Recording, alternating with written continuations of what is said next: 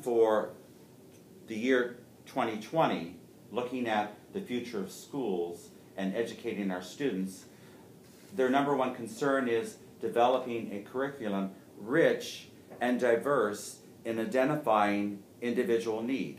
Now, yes, that's very difficult to do and would be very demanding on the classroom teacher, but more and more we are experiencing students with learning disabilities and special needs, and the teachers are already having to do that, both in the special ed classroom and in the regular classroom with using data-driven analysis to establish their curriculum.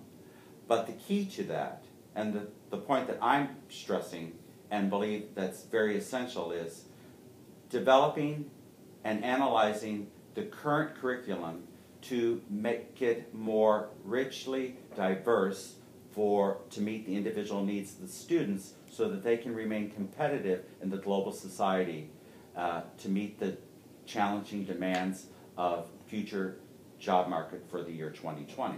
And this is based on current research through Phi Delta Kappa. So how are you going to persuade your fellow board members to, what's your management style in getting a consensus on the board on that issue? Well, I know that there is a curriculum advisory committee, and I know some people that have sat on it, and I do have extensive background in curriculum. I would suggest to my peers that we look at the current curriculum and first of all see if it's in alignment, truly in alignment with the state standards. Because I have found that in many cases, when we do these quarterly assessments or benchmarks, they are not in alignment. And we are testing students on stuff that they haven't even been covered. They haven't even covered. And that would be the first step, to look at the curriculum to see if it's in alignment. Then second, do a survey, a parent, teacher, and administrative survey to assess what the need is, what the interest is. And from that then, tweak, reevaluate, and redevelop the curriculum to meet the needs, the current needs, but keeping it in alignment on an individual basis based on the standards. And it can be done. What is your assessment of the Lee County Superintendent Joe Burke's performance so far? It'll be a year in July, and is the school district headed in the right direction? I don't know Dr. Burke that well, other than my having the privilege of meeting and speaking with him in Monroe County. However, I think that he's, doing a fine job. I think that the only thing that he may have been a little more aggressive on than the board were pleased with was the fact that he, in assessing capital project funds on his own, made a decision. I think that because he was new and maybe didn't know his board, that he just felt comfortable making that decision. But in all due respect, the superintendent still is the employee of the school board, and they do have a right to be included in all decision making. And a major decision like that was a big mistake on his part. But I think he probably knows that now. But overall, do I think he's doing an effective job? Yeah, I do. Okay. And I hope that he's, come on board with his board and has ironed out those differences and is working to resolve any fiscal problems that had resulted from that minor mistake he may have made with his board. What makes you stand out from your other opponents? If I recall correctly, Mr. Cochran is a retired university president. Ms. Morgan is in business. Mm-hmm. You come from you're an educator, and certainly we met for the first time when you were at 6 Mile Charter. Mm-hmm. tell me a little bit about what would make you stand out to the voters. Because Lee County School Board, as important as it is, it's 50% of your tax bill, or 40 to 50% of your tax bill, yet it's still not very well known. The candidates tend not to be as well known as perhaps a commissioner or a member of someone running for Congress, for example. A couple of weeks ago, I had the privilege of being in Cape Coral in a panel question and answer, and met Ms. Morgan for the first time, who seemed to be very articulate, and I know she has a very strong finance background, which would probably be advantageous for the board. I also know Mr. Cochran. I have assisted him in a previous campaign, and I do have a lot of respect for him. And he does have a strong reputation in higher education. They both have outstanding records and have a lot to offer the school system. Probably the unique difference is that I'm actively engaged. I'm in those classrooms. I'm involved in school improvement committees. I'm involved in current research. And kind of, as someone asked me the other day, I feel like I really do have my finger on the pulse of what's going on and what's working and what isn't working. Whereas I could ask my opponents, when was the last time they were in one of those schools? When were they in one of those classrooms? When did they talk to a building administrator? When did they talk to a parent? When did they talk to a teacher? When did they talk to a student? I have done all those things. As of recently, a concerned parent about their child that their special needs student wasn't being properly treated in a classroom.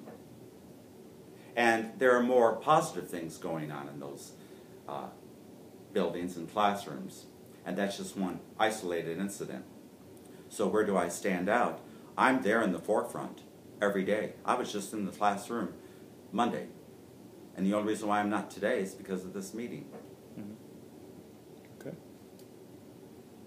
You know, one of the issues that the school board has contended with for quite some time is transportation costs, and with school choice, those transportation costs are up to about $50 million now, and so we're, I want to say, busing tens of thousands of students. I can't remember the exact figure, but this is double the amount of many other comparable school districts. Do you have any thoughts in terms of how you could tangibly change this? Because that's been the big, sticking point when it's come to school choice.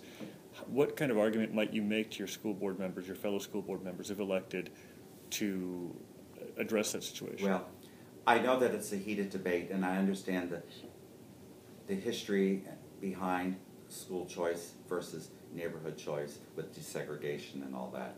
However, I also know that there have been transportation problems, and I know one of the candidates, Mr. Shalmanik, he's been very vocal on that. I can only tell you from my personal experience, and I have, in completing an educational leadership internship through FGCU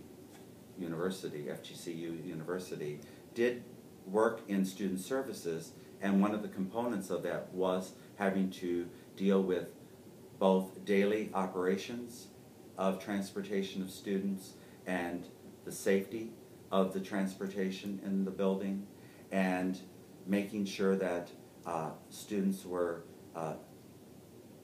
successfully, arriving and returning back home, and actively engaged in troubleshooting some of the problems from a building level. The problem that you're talking about is kind of broad and is not probably one that can be easily fixed. But I think that if a group of people developed a committee to analyze it and research some of the options that they might have, and look at the current transportation system and the routing, and address what are some of the problems that community members or parents are experiencing, and even on a building level some principals are experiencing in their daily transportation issues, might be advantageous. But for me to be able to single-handedly take that on, no. But do I know from my experience that there is a problem with transportation? Yes.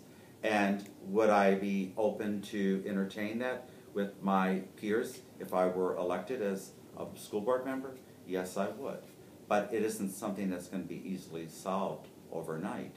You have to, assess the situation and get the facts and problem solve it effectively and make right choices and try different things to solve the problem. And I can only do that if I'm elected and have my peers work with me collaboratively on maybe being receptive to looking at that as one of the priorities that the school board should address. Mhm. Good morning again, Nick. Let's get back to some money. Okay. Many people are saying that if we cut down on the non-teaching employees, that would free up some money in the system, and that money could be placed in the classroom. Mm-hmm. How do you feel about that? Well, you're talking about cutting jobs. And first of all, I'm very passionate about education, and I know that auxiliary services within a school system are very vital to the success of the daily operation and contribute to student success. In a perfect situation, if possible, I think it would be great that every teacher, where their students are not performing, would have an instructional tutor or aide to assist them in working towards meeting gains to improve learning with students who are struggling or at risk or not passing FCAT. I know that funds have been cut. I know there have been budget cuts. I know there have been